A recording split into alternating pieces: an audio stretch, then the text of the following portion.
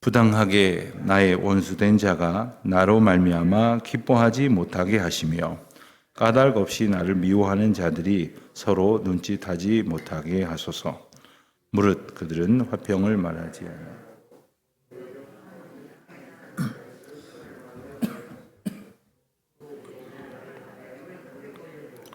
하하, 우리가 목격하였다 하나이다. 여호와여, 주께서 이를 보셨사오니 잠잠하지 마옵소서. 주여, 나를 멀리하지 마옵소서. 나의 하나님, 나의 주여, 떨치고 깨셔서 나를 공판하시며 나의 송사를 다스리소서. 여호와 나의 하나님이여, 주의 공의대로 나를 판단하사 그들이 나로 말미암아 기뻐하지 못하게 하소서. 그들이 마음속으로 이르기를 아하, 소원을 성취하였다 하지 못하게 하시며 우리가 그를 삼켰다 말하지 못하게 하소서.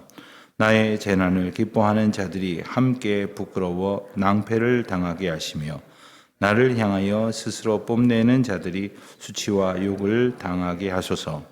나의 의를 즐거워하는 자들이 기꺼이 노래 부르고 즐거워하게 하시며 그의 종의 평안함을 기뻐하시는 여호와는 위대하시다 하는 말을 그들이 항상 말하게 하소서. 나의 혀가 주의 의를 말하며 종일토록 주를 찬송하리이다. 아멘. 계속해서 35편을 보고 있습니다. 이 35편은 어제 우리가 앞부분을 본 것처럼 탄원시다 이렇게 분류할 수 있다고 말씀을 드렸습니다. 오늘도 어제 말씀에 이어서 계속되어지는 그 억울한 심경, 그 탄원하는 고백을 우리는 볼 수가 있습니다. 사람이 세상을 살면서 어떤 일이 어려울까?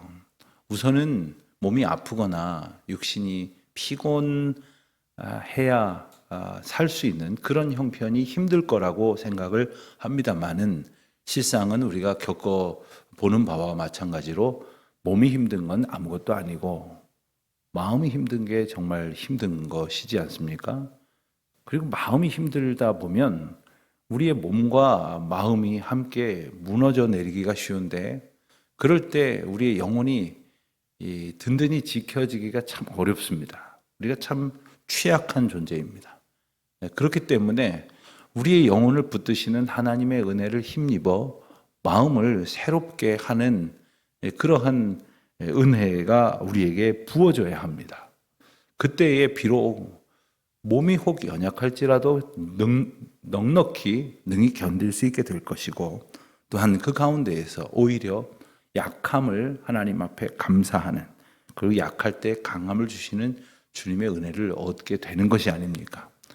약해지는 것은 어쩔 수 없는 하나님의 정한 이치입니다. 혹 여기 계신 분 중에 나는 젊었을 때보다 훨씬 더 체력이 좋다. 나는 끄떡없다. 이런 분들은 안 계실 겁니다. 이전과는 좀 다르고 좀 눈도 침침해지고 때로는 깜빡깜빡하고 그리고 몸도 이렇게 민첩하지 못한 것 같아지고 하는 그런 생각을 할 때가 있습니다. 당연한 이치입니다. 하나님께서 우리를 창조하신 창조의 원리입니다. 그런 것에 마음을 빼앗겨서는 아니 될 것입니다. 또 한 가지 우리가 참 힘들 때가 어느 때일까? 누구도 우리에게 도움이 되지 않고 힘이 되지 않을 때일 것입니다. 우리는 부득불 혼자 내 힘으로만 모든 것을 할 수 없습니다. 자, 그럴 때 서로 협력하고 의지하고 누군가의 도움을 힘입어서 어려움을 헤쳐갈 수 있도록 우리 주변에 있는 모든 사람들과 함께 협력하고 그 힘을 주고 받도록 하나님께서 공동체의 은혜를 주셨습니다. 그런데 정말 아무도 곁에 없고 있다고 하여도 도움이 안 되고 도움이 안 될 뿐 아니라 오히려 나를 해하려 하는 자들로 가득하여진다고 생각이 들 때 우리는 아무것도 의지할 수 없게 될 것입니다. 힘이 되는 건커녕 아무도 내 마음을 모를 때, 곁에 있는 친구와 가족과 가까운 이웃조차도 내 마음을 모를 때, 사실 그때가 바로 내가 홀로 있음을 깨달을 때이고 더욱 분명히 말하면 그때가 내가 바로 주님과 독대하고 있음을 깨달을 수 있는 절호의 기회가 된다 하는 것입니다. 하나님 앞에 내가 있음을 깨달을 수 있을 때, 그때 하나님의 은혜를 더욱더 사모하게 하시고 더욱더 붙들고 의지하게 하심입니다. 그때에 부르는 노래가 바로 탄원 시가 될 것입니다. 시편은 이렇듯 고난 중에 주님을 의지하는 노래입니다. 그리고 특별히 억울하게 공격을 받고 궁지에 몰릴 때 주님을 붙드는 고백이 바로 오늘 우리가 함께 읽은 시편의 고백이기도 합니다. 19절 말씀을 보면 앞서서는 부당하게 나의 원수된 자가 나로 말미암아 기뻐하지 못하게 하시며, 그리고 이어지는 말씀에는 까닭 없이 나를 미워하는 자들이 서로 눈짓하지 못하게 하소서. 처음에는 그저 한 사람이 나를 괴롭히는 줄 알았는데 두 번째는 보니까 나를 미워하는 자들이 복수로 표현이 됩니다. 게다가 아주 부당한 일이고 그것은 까닭 없는 일입니다. 근데 그들이 서로 눈짓을 한다. 그들이 서로 도모하여서 나를 괴롭히기로 작정하고 그리고 악한 연대를 하게 하지 못하게 하소서. 저들의 눈짓이 오히려 혼란을 겪게 하시고 또한 저들의 기쁨이 허탄한 것임을 알게 하여 주시옵소서. 19절 말씀을 읽다 보면 아주 구체적인 간구이고 그리고 아주 시적인 언어로 근사하게 표현을 했지만 한편으로 보면 참 유치한 하나님 앞에 하나님 쟤들 좀 혼내주세요. 쟤 좀 하나님 잘못되게 해주세요. 이러한 억울한 마음을 고백하는 그러한 표현이라고도 할 수 있습니다. 그렇습니다. 하나님께 우리가 저의 억울함을 아시지요. 저의 이 답답한 마음을 아시지요. 저들의 악함 가운데에 신음하고 있는 저의 슬픔을 아시지요. 라고 말할 수 있는 것은 하나님이 언제나 공의로우신 분이라는 사실을 우리가 신뢰할 때 가능한 일입니다. 우리가 때로는 그런 분들을 봅니다.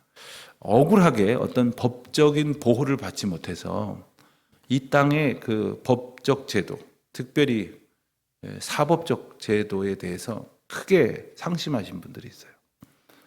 특별히 우리가 가까이 살고 있는 이 법원이나 검찰청 근처에 이렇게 가보면 이렇게 큰 입간판 같은 데다가 억울한 사연을 잔뜩 써놓고서는 하루 종일 들고 계시는 분들이 있어요. 언제 한 번은 거길 지나다가 저들의 마음이 참 어떠한 사정인지 몰라도 참 힘드시겠다 생각이 들어서 찬찬히 다 한번 읽어봤어요. 이 끝에서 저 끝에까지. 여러분 꽤 여러분이 그러고 계시는데 처음에는 뭐 우리가 그런 거 눈여겨보지 않을 때는 아니 참 복잡하고 어지럽게 그리고 교통 막히게 왜 지저분하게 저렇게들 길거리에 저러고 있나 이런 생각을 하시는 분들도 있을지 모르겠습니다만은 가서 한번 읽어보니까 시시비비는 잘 모르겠습니다만 얼마나 억울하면 저러고 있을까 하는 생각이 들었습니다. 무엇보다도 아무도 의지할 데가 없다는 생각이 아마 그분들에게 있을 거예요. 특별히 법적으로도 자신을 이제 귀 기울여 주는 이가 아무도 없다고 생각할 때가 있을 거예요. 그런데 그나마 그렇게 나와서 이렇게 자기 의사를 이렇게 표현하고 계신 분들의 심중에는 이 세상의 정의에 대한 일말의 기대가 있기 때문입니다. 그러나 그것마저도 포기하게 될 때가 있어요. 아무도 믿을 게 없다. 아무도 바르게 이 문제를 바로 잡아줄 리가 없다. 라는 생각이 들 만큼의 절망을 느낄 때가 있어요. 그때 우리가 하나님을 의지하는 것은 바로 하나님의 공의로우심을 우리가 믿음으로 고백할 때에 가능한 겁니다. 우리가 그때 하나님 앞에 나의 아픔을 토설하지 않는 이유는 믿음이 없음이기도 하지만 하나님의 공의로우심을 신실하게 의지하지 못하기 때문이기도 합니다. 그러니 공의로우신 하나님을 우리가 만나는 것, 공의로우신 하나님을 우리가 믿음으로 고백하는 것은 이 땅의 모든 불의 앞에서 견딜 수 있는 힘을 주신다는 것입니다.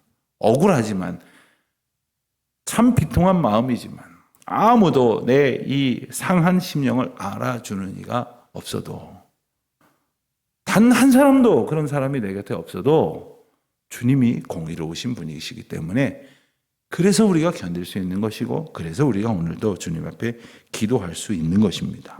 20절 말씀을 보면 그들은 화평을 말하지 아니하고 평안히 땅에 사는 자들을 거짓말로 모략한다고 했습니다. 그런 사람들이 잘 쓰는 말 중에 한번 따져봅시다. 이런 말 많이 해요. 한번 살펴보자고요. 자, 누가 잘했는지 잘못했는지 따져봅시다. 그러고 하는 말 중에 저들은 잘못한 게 없을까요?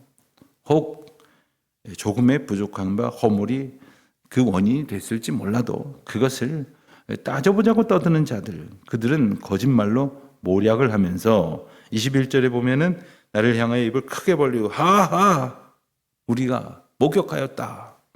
이게 무슨 말입니까? 우리가 크고 작은 허물과 죄 가운데에 이렇게 하나님 앞에 온전히 서지 못할 때마다 사탄이 우리 귀에다 대고 아주 크게 얘기하는 거예요. 하하 내가 너 그럴 줄 알았다. 내가 너 죄 짓는 거 봤다. 옆에 있는 사람은 못 봤을지 모르지만 나는 봤다. 그리고 우리를 참소하는 거예요. 사탄이 계속해서 하는 일은 뭐냐 하면 우리를 고발하는 일이에요. 참소한다고 하죠.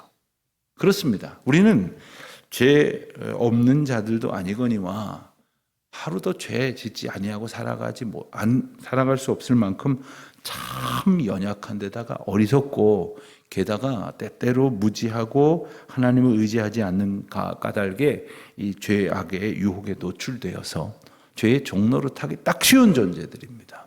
자, 그렇다면 그러한 상황을 일깨워서 조심해야겠죠. 하나님을 의지해야겠죠. 그래서 아주 건강한 분들보다 조금 건강이 안 좋은 분들이 훨씬 더 조심하고 지내시죠. 음식도 잘 가리고 생활 습관도 잘 지키려고 하고 조금 몸이 약하신 분들은 시간 되면 난 더 이상 하면 무리가 되니까 딱 불 끄고 들어가서 누워 자고 그리고 규칙적인 생활을 하고 조심합니다. 우리가 연약하다는 것을 알면 하나님을 더욱 의지합니다. 내가 이런 상황에서는 내가 하나님을 의지하지 않을 수 있으니 차라리 그런 곳에 가지 않겠다. 그런 사람을 만나지 않겠다. 그런 말을 하지 않겠다. 하나님을 더욱 의지하며 살아갈 수 있게 될 것입니다. 22절 보면 잠잠하지 마옵소서 주여 나를 멀리하지 마옵소서. 그렇습니다. 죄인인 우리가 가질 수 있는 갖기 쉬운 두려움은 주께서 나를 멀리하실까 하는 겁니다. 또한 23절, 24절에 말씀하시는 대로 주님만이 나를 판단하시기를. 우리는 불의한 판단 받기를 아무도 원치 않을 것입니다. 공명정대한 그러한 판단 앞에서 혹 우리가 처한 시시비비가 가려지기를 바랄 것입니다. 하나님 앞에서 우리의 잘못됨이 하나님의 은혜로 판단되어질 것을 기대할 때에 우리는 마땅히 하나님 앞에 기도하게 될 것이고 회개하게 될 것이 아닙니까? 19절과 24절은 마치 짝을 이루는 말씀과도 같습니다. 악인들이 나로 말미암아 기뻐하지 못하게 하소서. 여러분, 우리가 악인의 기쁨으로 살 것이 아니라 주님의 기쁨으로 살아야 하는데 악인의 기쁨거리가 되지 않게 하여 주시옵소서. 자, 그러려면 25절 이하에 나오는 말씀처럼 그들이 마음속으로 이르기를 소원을 성취하였다 하지 못하게 하소서. 우리가 그를 삼켰다 말하지 못하게 하소서. 악인들의 승리를 허용하지 말아 주시옵소서. 주님, 제가 악인들 앞에 패배하여서 그들의 웃음거리가 되지 않게 하여 주십시오. 자, 그런데 우리에게 이길 힘이 없으니 어떡합니까? 우리가 도무지 악을 대적하여 이길 힘이 없으니 어떡합니까? 그러니 주님을 의지해야 할 때가 바로 이때라 하는 말씀을 일깨워 주시는 것입니다. 여러분, 우리는 이 개개인으로 봤을 때 아무리 강력한 의지와 여러 가지 경험치를 가지고 있다 하여도 별 볼 일 없는 아주 경쟁력이 약한 힘이 약한 사탄의 유혹마저도 이길 수가 없습니다. 그러나 우리가 주님을 온전히 의지하고 성령의 인도하심을 꼭 붙들고 살아간다면 강한 대적 마저도 넉넉히 이기게 하신다는 것이 하나님의 영적 싸움의 원리입니다. 우리가 싸우는 게 아니기 때문입니다. 요즘 이 월드컵 한창이죠. 누가 이길까? 누가 질까?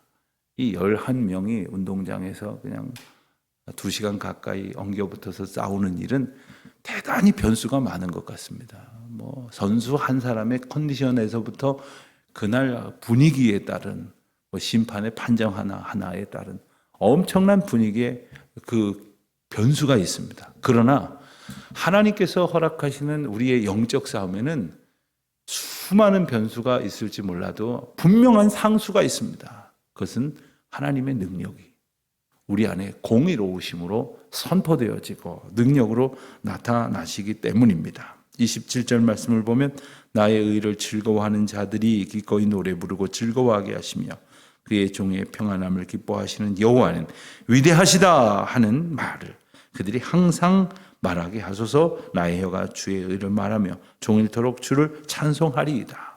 오늘 시편이 참 귀한 것은 26절까지로 끝나지 않았다는 것입니다. 쟤들 좀 혼내주세요. 쟤들 막아주세요.